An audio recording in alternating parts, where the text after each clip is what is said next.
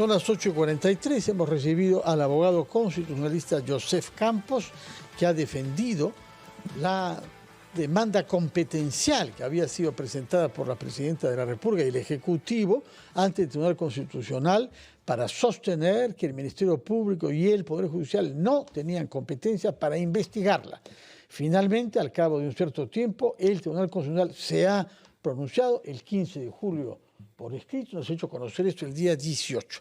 Señor Campos, ¿a qué atribuye usted la argumentación que ha sido firmada por 5 de los 7 magistrados? Porque tanto el magistrado Gutiérrez Tixe como Manuel Monteagudo no adhieren al voto de sus 5 colegas. Bueno, en primer lugar, una precisión, ¿no? La demanda la presentó la Procuraduría en materia constitucional y efectivamente ante el texto lo que hicimos fue participar en la condición de abogado de la Presidenta. Intervinimos en el proceso.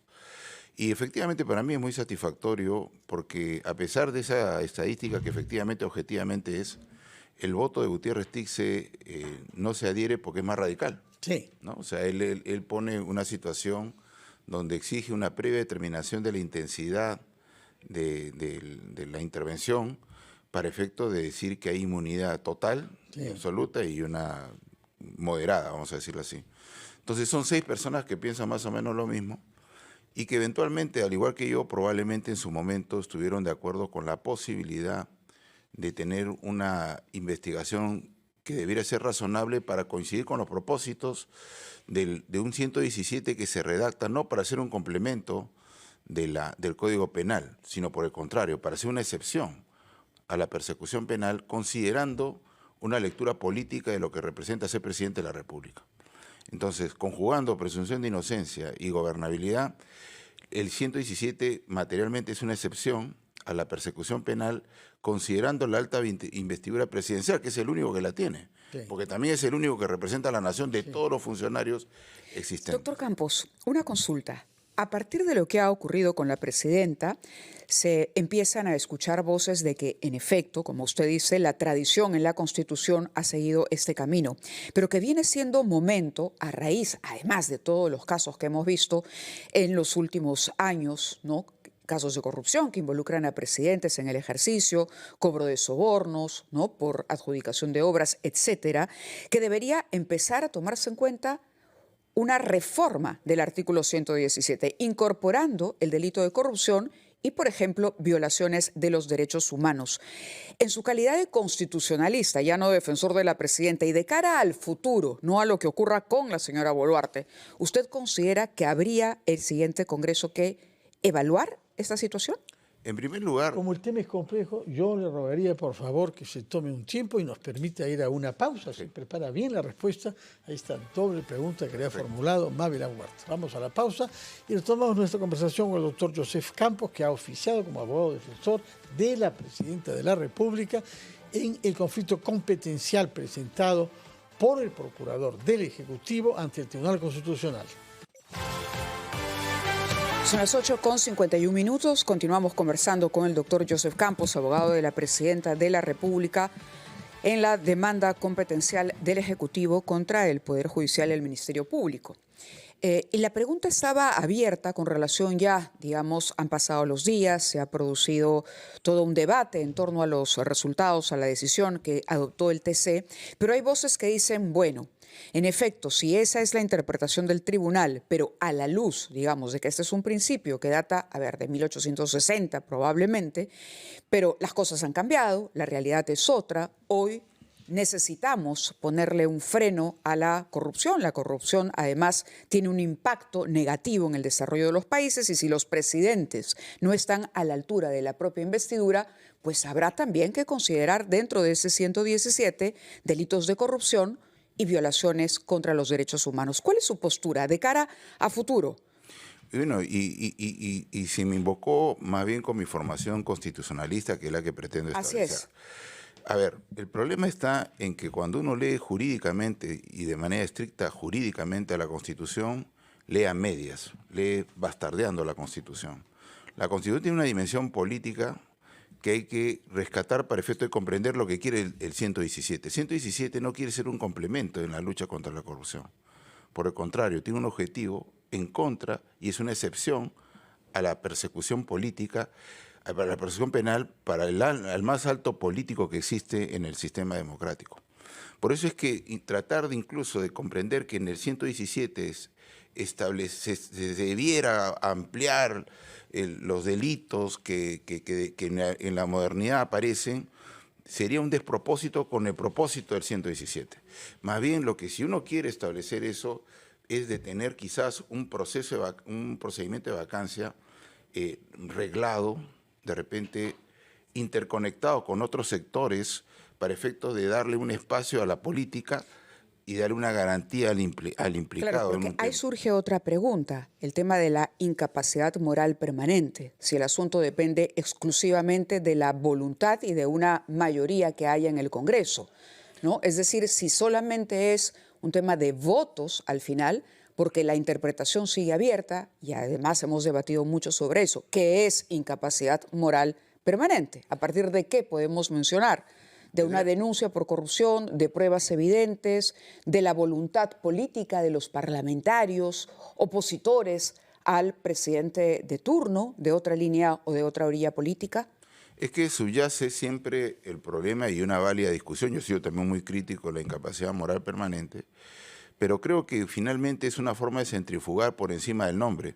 Y lo que debiera ocurrir es más bien un mejor procedimiento que regule la vacancia, para efecto que se conjuguen dos objetivos. Primero, efectivamente ser un mecanismo que saque del poder a aquel quien en una flagrancia absoluta, como el caso de Castillo o el golpista, ¿no? Podamos deshacernos de esa autoridad que por encima de la imputación penal que pueda provocar un acto de corrupción es, por cierto, un moral incapaz. Permanente quizás esa es la mejor discusión, dudoso, sí. ¿no? Pero el tema está en que eso es un mecanismo. Yo creo que, y para satisfacer de repente completamente mi inquietud sobre esa incapacidad, ese procedimiento de incapacidad moral permanente no debería reducirse a votos. Yo creo que eso quita garantías, ¿no? Quisiera preguntarle algo. Hay que reconocer que la sentencia está muy bien redactada y que tiene un fundamento de voto escrito por la presidenta Pacheco, que me parece que es doctrinariamente muy pertinente, en donde ella confiesa que desde que está en funciones no ha habido ningún otro tema que haya merecido tantas discusiones entre ellos y dificultades de ponerse de acuerdo entre los 7 magistrados. O sea, vale la pena leer este fundamento de voto, pero el abogado Luciano López nos ha hecho saber ayer que hay un precedente sobre el tema firmado por los mismos jueces constitucionales el 2022, en donde dicen exactamente lo contrario. Es decir, que sí se puede investigar a Pedro Castillo. Y si han cambiado de opinión en estos 2 años y medio, tienen el perfecto derecho a hacerlo, pero yo pienso que el respeto a los lectores suponía informarlo. Por alguna razón extraña, no hay ninguna referencia a esa sentencia del año 22. Es como si se ha querido echar tierra a un voto que han emitido hace 2 años y medio. ¿Por qué, pese a que hay tantas referencias sobre la jurisprudencia pasada, se ha omitido un voto del año 2022 que era importante por lo menos tenerlo presente? Bueno, probablemente, a ver, si se refiere probablemente a al habeas corpus, en virtud de la cual también se pronunció sobre el tema de la incapacidad moral, sobre el golpe de Estado, yo creo que ahí hay una reflexión aparte, ¿no? O sea, yo creo que todas las garantías que pudo haber gozado como presidente, las perdió cuando en el momento en que leía su mensaje se convirtió en usurpador. Por ese lado. No, pero esto es de antes. ¿Eh? Y si es de antes, efectivamente. En noviembre del 22. Ya, y ciertamente, si es una omisión, creo que igual es una omisión que es bueno que Luciano lo haya destacado para efecto de tenerlo como referencia, pero eso no quita algo que es posible. Porque entre el año 2022 y el 2025 han pasado más de una decena de investigaciones, muchas de las cuales han sido archivadas luego mismo, pero después de un tiempo. La investigación que yo llevo, por ejemplo, la de las muertes, 30 meses, de los cuales luego de 18 meses declaró que no había genocidio, sí, cuando recién, desde el primer día los abogados de la familia de las víctimas habían dicho que no había genocidio. Todos decían que no había genocidio, pero 18 meses mantuvo una investigación por genocidio que soportó a nivel nacional e internacional adjetivos y preocupaciones en el escenario internacional que menos mal no le hicieron caso a estas denuncias ante la Corte Penal Internacional, etcétera, pero que incluso soportó adjetivos como DINA asesina y que expuso a la Presidenta de la República. Entonces yo creo que acá el problema es que todos teníamos eventualmente la posibilidad de generar y centrifugar algo que el propio tribunal ha hecho, porque mantiene la declaración de la Presidenta, mantiene el pedido de pruebas documentales y mantiene algo que seguramente la jurisprudencia lo determinará, la precisión de efectivamente buscar hasta dónde puede pedir información el Ministerio Público, ¿no? Porque si no sería una forma escondida, vedada de sustraerse del límite, porque lo que quiere el Tribunal Constitucional, viendo lo que ha pasado de 2022 a 2025, es que no se vuelva a repetir, pues. O sea, no es incorrecto corregir. Yo creo que yo también insisto.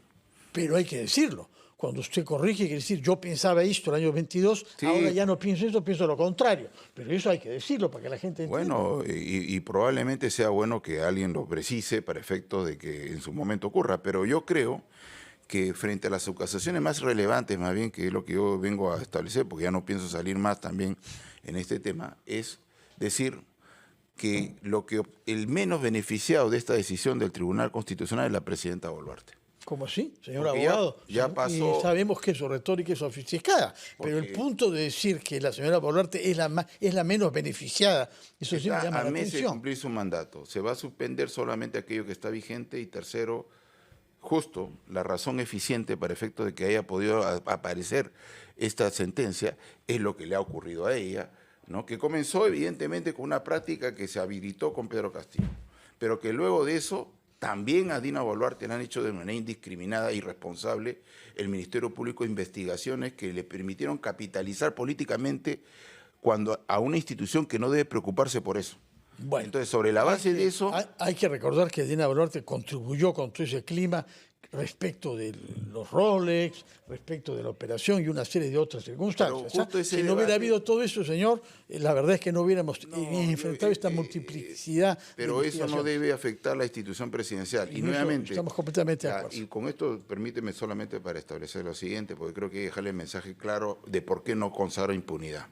Esta regla no la inventaron para Dina Boluarte. Esta regla existe de 1860 efectivamente, pero la Constitución 93 la usa. Le ha servido a Fujimori, le ha servido a Toledo, le ha servido a Ollanta, le ha servido a Alan García, le ha servido a Kuczynski e incluso a Vizcarra. ¿Y dónde están estas personas? ¿Acaso ha sido un obstáculo para la persecución penal? No. No. Ha costado mucho, eso sí. Ha costado muchísimo. Que tiene que ocurrir. Inversión por parte del Estado. El caso Toledo, por ejemplo, si empezamos a sumar todo lo que supuso en abogados, proceso de extradición, etcétera, etcétera, etcétera, además de la investigación y de poder reunir las pruebas, es discutible, digamos, el punto. No, es que el costo que pretende la Constitución no se calcula en esos términos, porque por último, con las 18 investigaciones, con 18 abogados, también esta forma irresponsable de investigar el Ministerio Público provoca 18 defensas. Eso también hay que considerar. De acuerdo. ¿No? Señor Joseph Campos, muchas gracias. Recuerdo que usted es el abogado constitucionalista de la señora Presidenta de la República por el caso de la demanda competencial que se ha presentado ante el Tribunal Constitucional y que ha sido ya dirimida con una sentencia hecha pública hace 3 días. Muchísimas gracias. Felicitaciones. Es un hecho para usted como abogado defensor constitucionalista. Vamos a hacer una pausa de la hora, Mávila. Y vamos al gran resumen.